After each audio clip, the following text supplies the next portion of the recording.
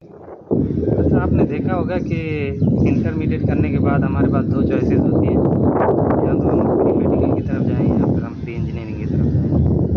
और भी चॉइसेस होनी चाहिए। वो चॉइसेस हैं भी सही, लेकिन हम उनकी तरफ नहीं जा रहे होते हैं। उस पे फिर कभी बात कर लेंगे। आज हम बात करेंगे कि ये 2 चॉइसेस में हमारे स्टूडेंट क्या-क्या चीज़ें देख रहे होते हैं। आप देखेंगे तो बहुत सारे स्टूडेंट्स प्री मेडिकल की तरफ जा रहे होते हैं और बहुत से स्टूडेंट्स प्री इंजीनियरिंग की तरफ जा रहे होते हैं। आज जो मैं बात करूँगा वो करूँगा प्री इंजीनियरिंग पे। अच्छा, जो स्टूडेंट प्री इंजीनियरिंग में जा रहे होते हैं उनके माइंड में क्या चीज़ होती है, वो सोच रहे होते हैं कि हम इंजीनियर बनेंगे। लेकिन होता ये है कि मैंने अभी बहुत सारे ऐसी लाइव एग्जांपल्स देखी हैं, बहुत सारे इंजीनियर्स पीएचडी जीएसटी बने हुए हैं। मेरे लिए एक क्वेश्चन मार्क है कि आपने इंजीनियरिंग करने के बाद ही टीचिंग करनी थी। अगर टीचिंग करनी थी तो आप कॉलेज साइड बीए कर लेते, उसके बाद आप बीएड की तरफ चले जाते।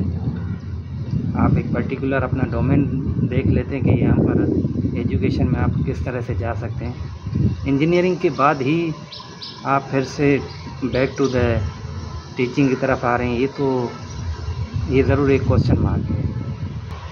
मेरी ये वीडियो बनाने का मकसद किसी को हेट या किसी को क्रिटिसाइज़ नहीं करना है। मैं आपको एक एग्जांपल देता हूँ।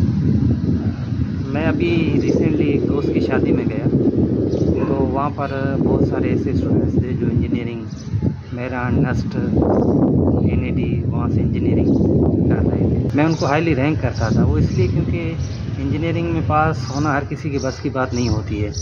इंजीनियरिंग की जो टेस्ट होती है इसमें बहुत हज़ारों की तादाद में लोग अप्लाई करते हैं और कुछ ही लोग सिलेक्टेड होते हैं फ्रॉम पर्टिकुलर डिस्ट्रिक्ट। जब मैंने देखा तो बहुत दिनों के बाद, बहुत दिन क्या आप कह सकते हैं, बहुत सालों के बाद उनसे मेरी मुलाकात हुई। तो मैंने उनसे पूछा कि आप लोग क्या कर रहे हो। उन्होंने कहा कि हम जो वहाँ पर थे, उन्होंने कहा कि पीएचडी जीएसटी उसमें हम हो गए। तो मैंने कहा कि यार आप लोगों ने एक हाईली कॉम्पिटिटिव एग्ज़ाम क्लियर करके आपने इंजीनियरिंग की, फिर इस तरफ क्यों आए आप लोग। उन्होंने कहा कि यार और कोई अपॉर्चुनिटीज़ थी नहीं, कंपनीज हायर नहीं कर रही थी, इसलिए हम यहाँ पर आ जाए। अब यहाँ पर एक क्वेश्चन बनता है कि डिफरेंस कहाँ आ रहा है। जो मेरा अपना पर्सनल एक्सपीरियंस है वो ये है कि डिफरेंस अप्रोच में होता है कि आपकी अप्रोच क्या है। अब एक तरह की मैंने आपको यहाँ पर एग्जांपल दी कि ये दोस्त है जो इंजीनियरिंग करने के बाद पीएचडी जीएसटी कर रहे थे। कुछ मेरे ऐसे ही दोस्त हैं। एक दोस्त है वो हांगकांग में 12 लाख पर मंथ सैलरी ले रहा है। एक मेरा दोस्त है वो रशिया में जॉब कर रहा है, वो वहाँ पर भी अच्छी सैलरी ले रहा है। तो ये देखें, यही तो डिफरेंस आ रहा है ना कि उनकी अप्रोच डिफरेंट थी। उन्होंने चीज़ों को और तरीके से देखा होगा, उन्होंने चीज़ों को किसी और वे से देखा होगा और इन्होंने चीज़ों को किसी और वे से देखा होगा।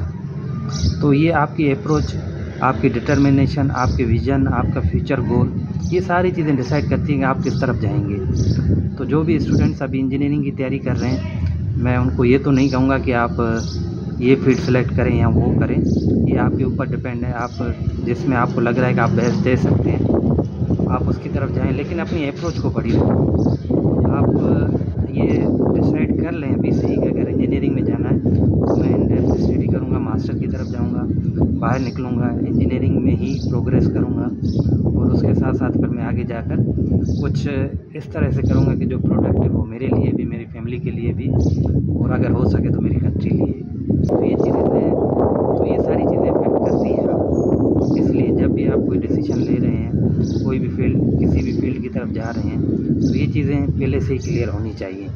इस तरह से मैं किसी भी स्टूडेंट को अब इस तरह से नहीं देख सकता कि इंजीनियरिंग करने के बाद पीएचडी या जीएसटी की तरफ जाए। मुझे दुख होता है, पर्सनली मुझे दुख होता है, और मुझे एक तरह से अपने एजुकेशन जो सिस्टम है उस पर क्वेश्चन मार्क आ जाता है कि अगर इस तरह से ही आपने करना है तो फिर आप कोई और डायरेक्शन देख लें, उसकी तरफ जाएं और वहाँ से अपने आप को प्रोग्रेस करें। इंजीनियरिंग में जाने के बाद भी आप अगर टीचिंग कर रहे हैं पीएचडी जीएसटी में, ये नहीं कह रहा हूँ कि वो बुरी कोई जॉब है, अच्छी है, एक नोबल प्रोफेशन है टीचिंग, लेकिन जो आपकी डायरेक्शन है, आपका जो पैटर्न है वो गलत है। उसको सही से करें और उसको इम्प्रूव करने की कोशिश करें और जो आपने सोचा हुआ है वो चीज़ें करें। सैलरीज कम होती हैं इनिशियल फेज़ में, लेकिन आप प्रोग्रेस करेंगे। होपफुली इससे आपकी एक अच्छी अंडरस्टैंडिंग हो जाएगी कि आपको क्या करना चाहिए। अब ये आपके ऊपर डिपेंड करता है कि आप प्री इंजीनियरिंग की तरफ जाते हैं या प्री मेडिकल की तरफ। होपफुली इंशाल्लाह हम जो नेक्स्ट वीडियो बनाएंगे उसमें हम ये देखेंगे कि प्री मेडिकल क्यों सेलेक्ट करें, उसमें क्या क्या बेनिफिट्स हैं। इन द एंड मैं यही कहूँगा कि मेरी कोई इंटेंशन इस तरह की नहीं थी कि मैं इंजीनियर्स को हर्ट करूँ या उनको क्रिटिसाइज़ करूँ। मेरे एरिया जनरल रिजर्वेशंस थी, मेरी क्वेरीज थी कि इन चीज़ों को इस तरह से होना चाहिए। अगर आपको मेरी वीडियो अच्छी लगी है तो मेरे चैनल को सब्सक्राइब करें, लाइक करें और इस वीडियो को ज़्यादा से ज़्यादा शेयर करें ताकि जो दूसरे स्टूडेंट हैं वो भी इससे फ़ायदा उठा सकें। अपना ख्याल रखिएगा। अल्लाह हाफ़िज़।